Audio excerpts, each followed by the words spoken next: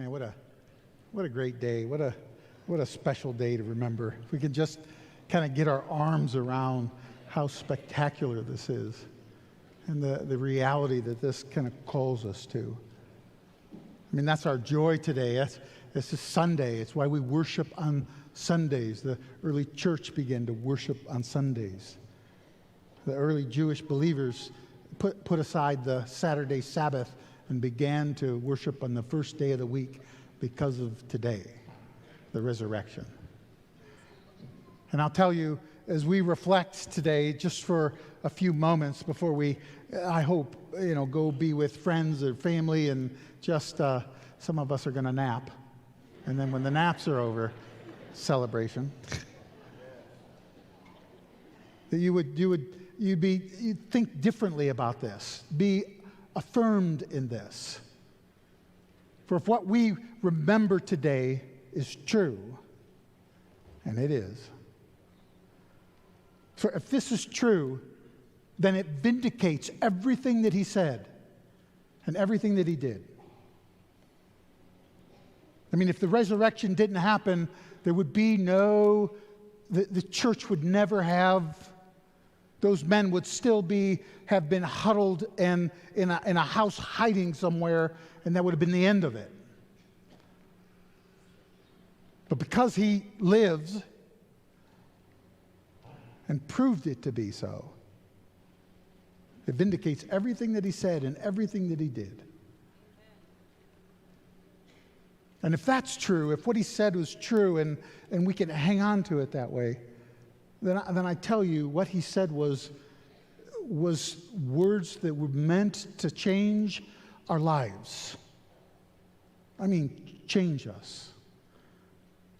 That we would be different, completely different.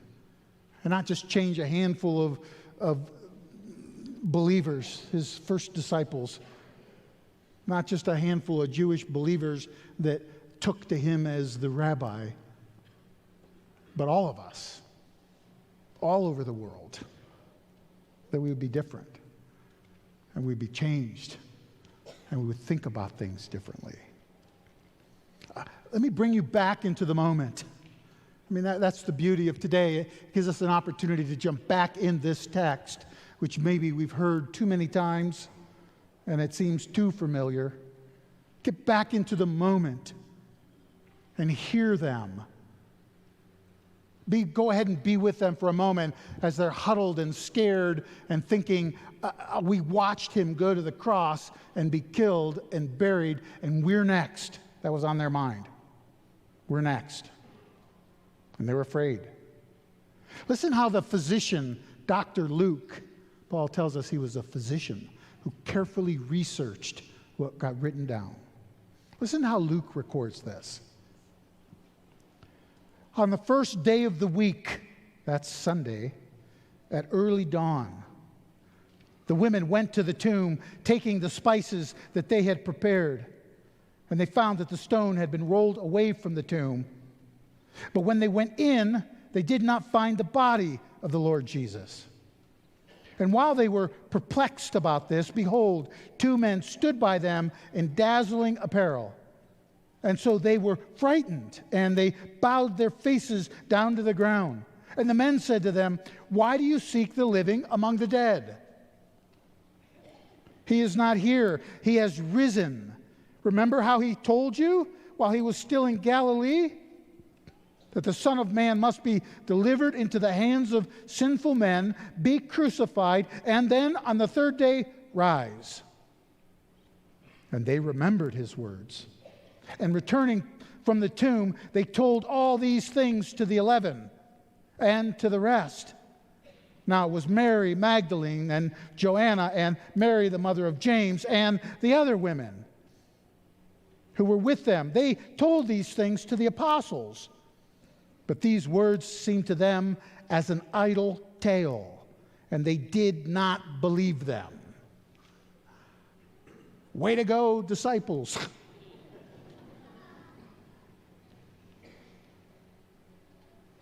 What are you talking about? You're telling us some kind of tale. That word idle tale, you would recognize the English version of it. It's leros. We get the word delirious from it. They're delirious. Their grief has overcome them. They're talking nonsense. They don't know what they're saying. And none of them believed. None of them. They said, "We don't believe you." Now listen for a moment here, very carefully in the midst of this. That seems to me a very reasonable response, a very rational response in many ways.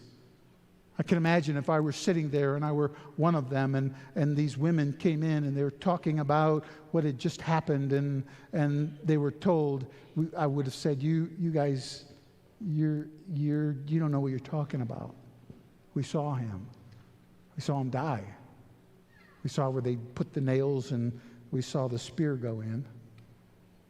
And we were hanging back, and we know where they laid him. How can we possibly believe you? That seems rational, very reasonable. I want to look at a text today that John gives us. John gives us a very different kind of a text. John shares a story with us that only he records about Thomas. You know, that guy named Thomas that we've put a qualifier in front of his name. To this day, poor Thomas is known as Doubting Thomas. Just because he had one bumpy Sunday. He goes down in history as the doubter. They all had a bumpy Sunday. John writes to us, I think in many ways, more than the others, because John writes of this event 60-some years after it occurred. The others are much closer in time frame. Some as close as 15 years. Some say Mark. Some say Matthew, not long after that, close to 15 years of the resurrection. John writes 60 to 65 years after Easter Sunday, the first time. First celebration.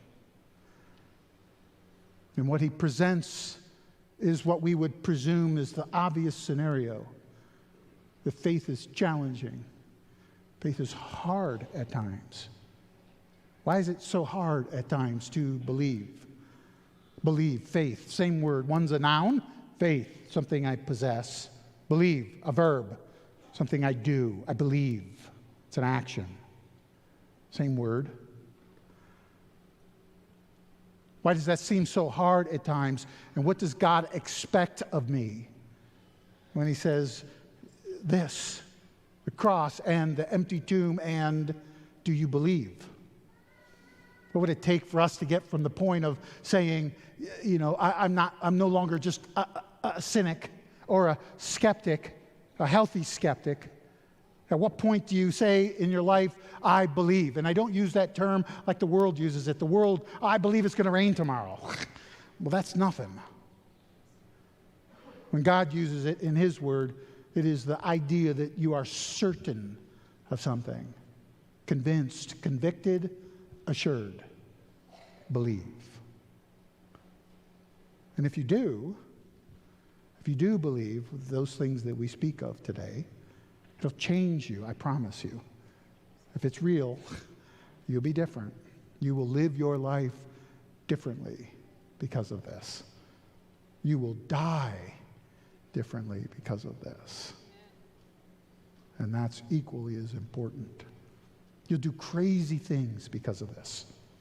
You'll listen to drums on Sunday morning. It's crazy. You'll wear ties that you would never wear. I kept getting chastised today because I left my purple tie at home. I figured I'd give it a break once a year. And then the pink one will have another break. You do fun, crazy, silly things. I always like to share some family pictures on Easter. Tomorrow is our dog's birthday. Now, who counts the birthday of their dog? Sorry. She'll turn 12 years old. So we pulled out her first Easter picture. There it is. That's kind of crazy. Dress up your dumb dog. And then we put the picture of her today next to her. The years have not been kind. She looks like the rest of us in the house, you know. So. And then our favorite Easter picture. No animals were hurt in the taking of that picture. It was all very gentle. Listen along or follow along if you like. In John's gospel, John records for us this beautiful faith test that Thomas endures. That Thomas goes through, and if you don't identify with him, you're not paying attention. It's a challenge and it's an encouragement. And it brings clarity to today. God, what do you want me to do, and how do you want me to respond? John begins to record this in a very similar way as Luke did. On the evening of that day, Sunday, but now evening, the women came in the morning and said, hey, you're delirious. Go away. On the evening of that day, the first day of the week, the doors being locked where the disciples were for fear of the Jews, Jesus came and he stood among them, and he said to them, "Peace be with you." And when he had said this, he showed them his hands and his side. And then the disciples were glad when they saw the Lord. I mean, that's got to be an understatement.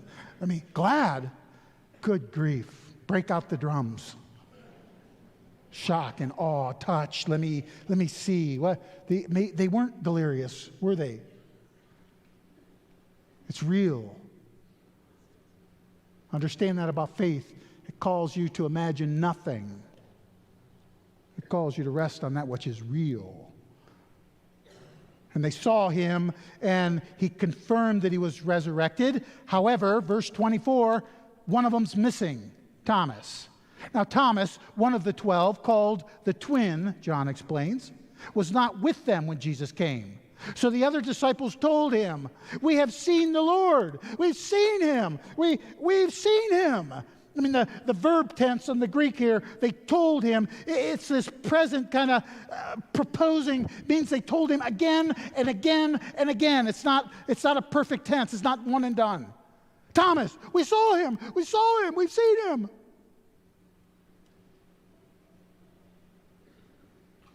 But he didn't listen.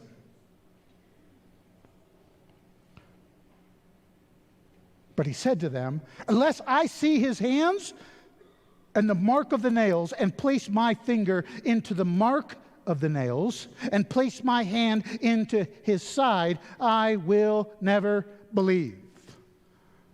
Well, there's a hard statement. Unless I get to touch with my own hands, unless I saw it, this is evidence that he saw where the spear went. He saw the nails. He saw the cross. He knew where the marks were. He recalls, as John does in his gospel, when the spear went in. John records that very carefully, and he's so shaken by it, I think after he records it, he makes a comment and says, I saw the blood in the water flow out. And it's I who write these things. I witness to them, and my witness is true. I mean, it was so profound in his mind, I can imagine. But here's Thomas saying, listen, unless I get physical evidence where I get to put my own hands on him, I will never believe. Wow. Now here's the most challenging part of this passage, I think. Verse 26. 8 days later.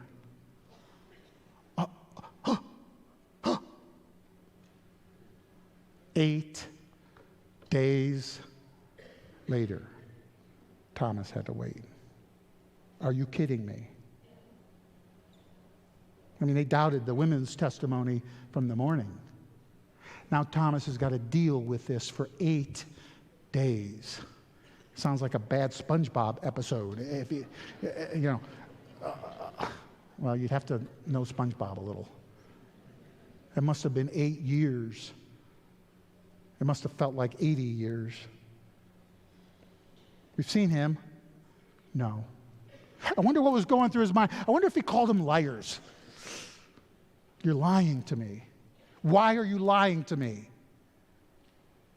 I wonder if he thought in his mind for a moment that they were delirious. This is your way of dealing with grief that you cannot handle. I can handle this. This is your way of bringing your crutch to the scenario. You know, that's all this is anyways. Faith is simply a crutch, you know. I've heard that a few times. I wonder if he thought that for a moment and thought, I'm the more mature. I'm just going to have to deal with this. I don't believe them. I wonder if he thought for a moment maybe something was wrong with him. But maybe he did start to think, wow, why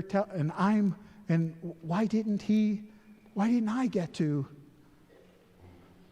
Interesting what might go on in our mind with 8 long days. I wonder what he was thinking in the midst of that. 8 days later, his disciples were inside again, and Thomas was with them. And although the doors were locked, Jesus came and he stood among them and he said, "Peace be with you." Same thing he said last time.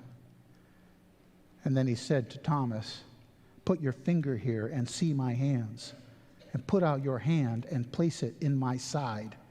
Do not disbelieve, but believe." I mean, you got to love this moment. Good grief, was he patient? He didn't have to say anything. He knew Thomas. I don't think the other ones ran to Jesus if they saw him again in between, or somebody had seen. I don't think they ran to him and said, "Hey, Thomas will believe us." Like a tattletale or something, I don't know. Jesus knows your heart. He knows how hard this is. He knows how challenging this is. And you got to catch in that text a clear, gentle, but clear rebuke at the end.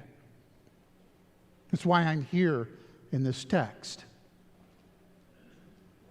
Thomas, look, see, take your hand, do what you need to do, and then he says, do not disbelieve. See, he knows his heart. He knows the challenges that he was having. And yet he looks at him and says, why are you doing this? Why don't you believe? Stop disbelieving. Believe. What would he not believe? What was the problem? Why the gentle, loving rebuke? Because he did not believe those who had seen him. He did not believe those who had touched him.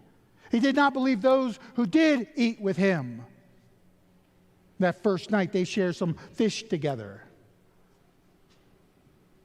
Thomas wasn't willing to accept their testimony, and I guess that seems appropriate because of what he saw, but at the same time, the credentials of those who seen him, who laid their hands on him, who ate with him, who spoke with him, who moved with him, for some 40 days it would end up. He would appear to them. The challenge from Jesus is you must believe what they've said, they've seen. Paul, when he writes to the church at Corinth, he makes this point and he's writing to them. Paul would not see him during his life before the cross, but he sure met him after.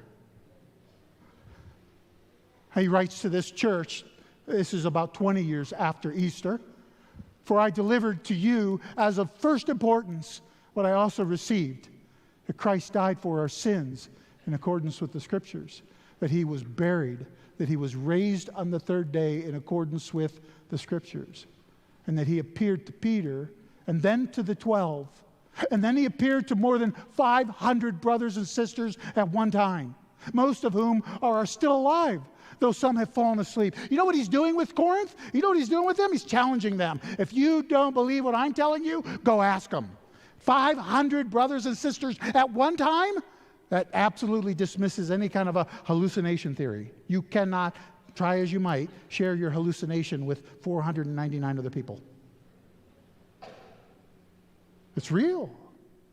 And some of them, most of them, are still living. Go talk to them. Hear Paul move with eyewitness testimony.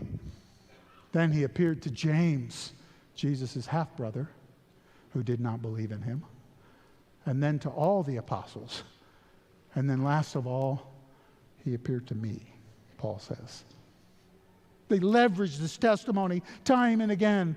You must believe what the testimony is, because we saw him and we touched him and we talked with him, we walked with him, we ate with him, we had breakfast, lunch, and dinner. John would, in fact, record one of those.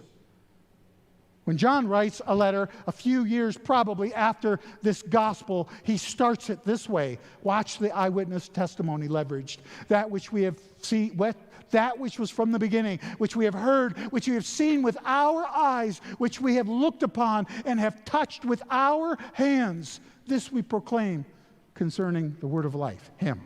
I mean, it's so strong, it's so potent.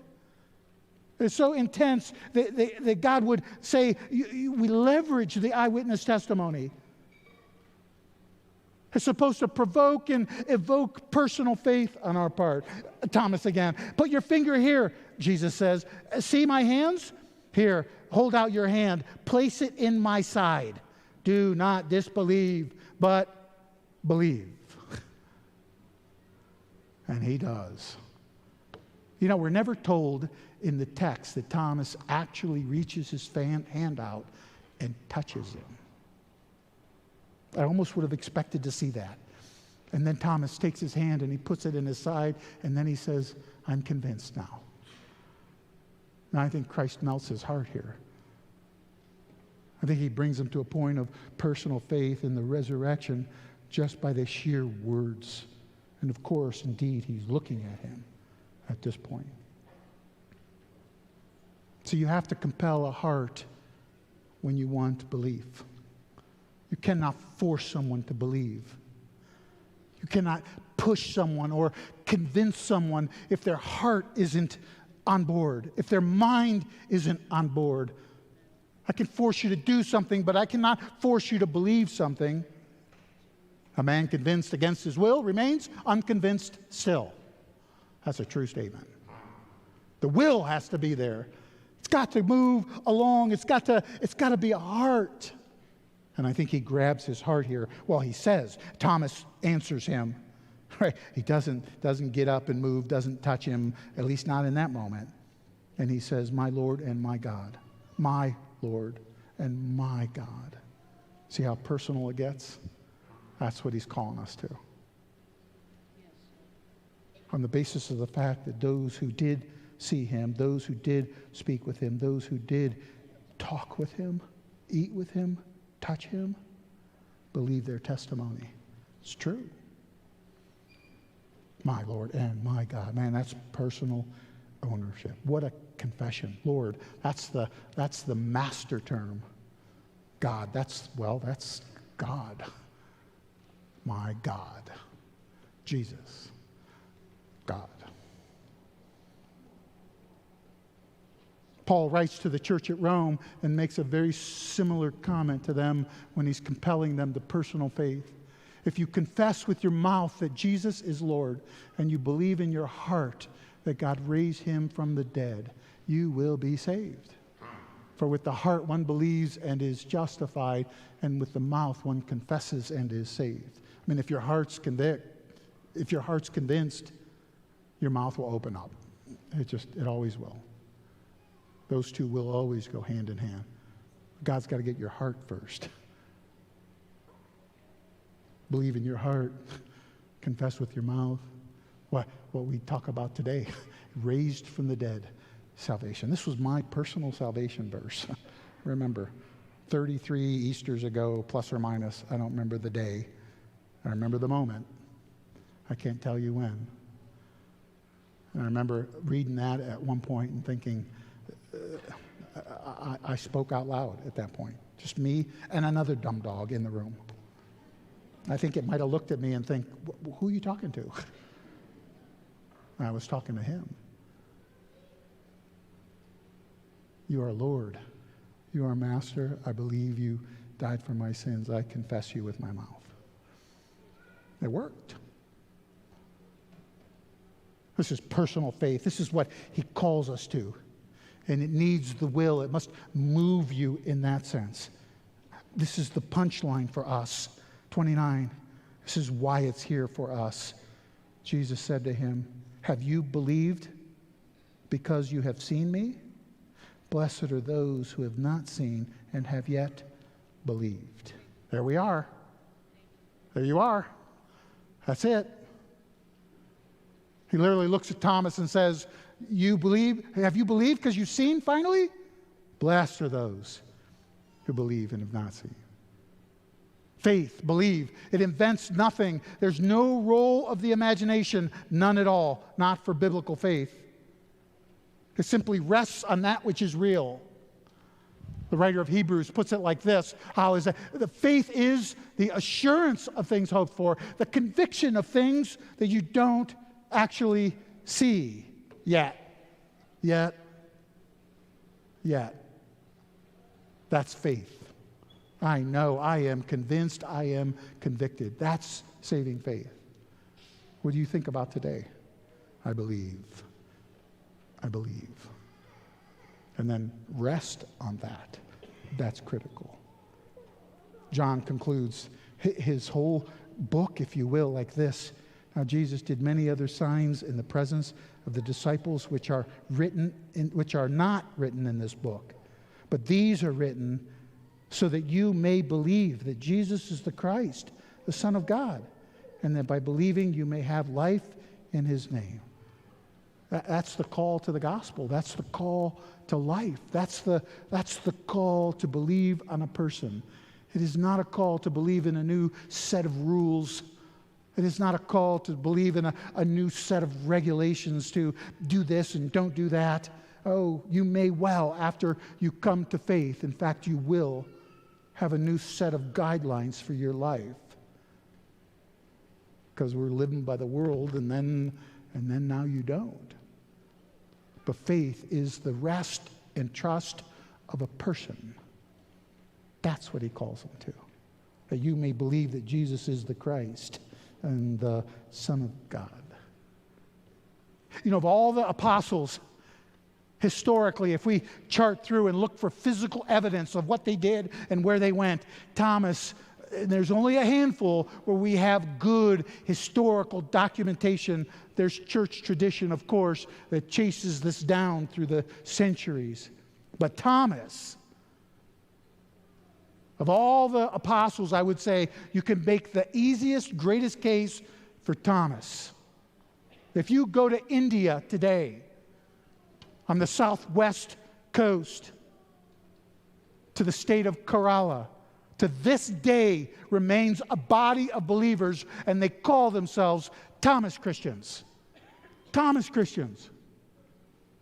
And they have teachings and traditions that chase back to the reality that Thomas went to India. There's Thomas Christians all over in a country that is dominated by polytheistic Hinduism. It's a rare spot.